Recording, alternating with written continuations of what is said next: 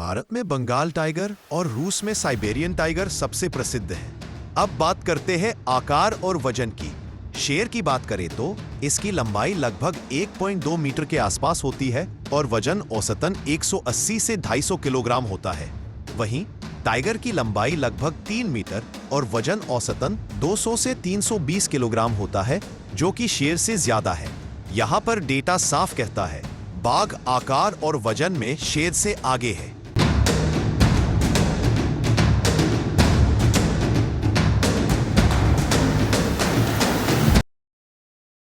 अब बात करते हैं इनके शिकार करने के तरीके के बारे में।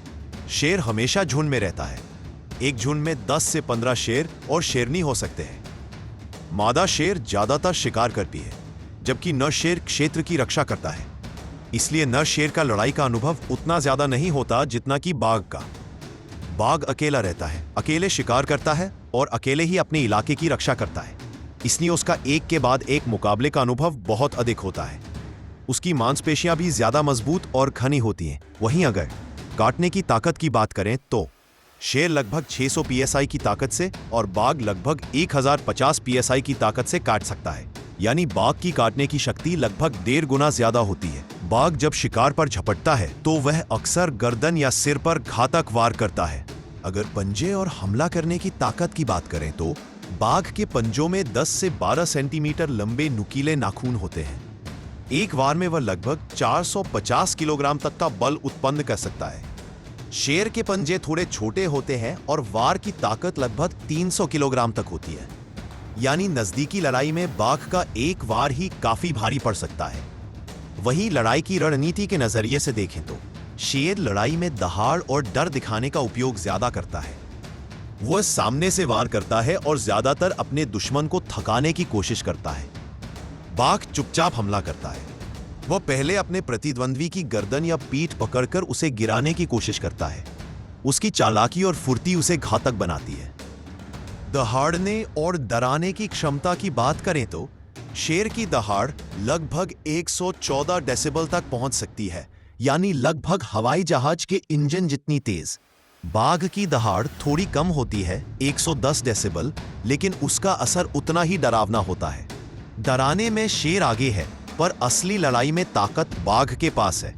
वहीं तेजी और फुर्ती की तुलना करें तो शेर की दौड़ने की गति 80 किलोमीटर प्रति घंटा और छलांग की दूरी 10 मीटर होती है, लेकिन बाघ केवल 70 किलोमीटर प्रति घंटा की रफ्तार परंतु 12 मीटर तक छलांग लगा सकता है।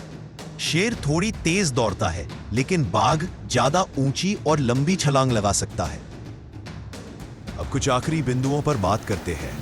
नेशनल जियोग्राफिक और BBC अर्थ के अनुसार अगर एक वयस्क नर शेर और एक वयस्क नर बाघ के बीच लड़ाई हो तो बाघ की जीतने की संभावना लगभग 70 से 80% होती है। इसका कारण है उसकी बड़ी बॉडी, ज्यादा मांसपेशियां और बेहतर लड़ाई की तकनीक। दोस्तों, अंतिम नतीजा ये निकलता है, पहला आकार में बाघ जीता, दूसरा ताकत में बाघ जीता, तीसरा काटने की शक्ति में बाघ जीता, चौथा झुंड का नेतृत्व करने में शेर जीता, पांचवा डराने वाली दहाड़ में शेर जीता, लेकिन असली लड़ाई में तो बाघ ही जीतेगा।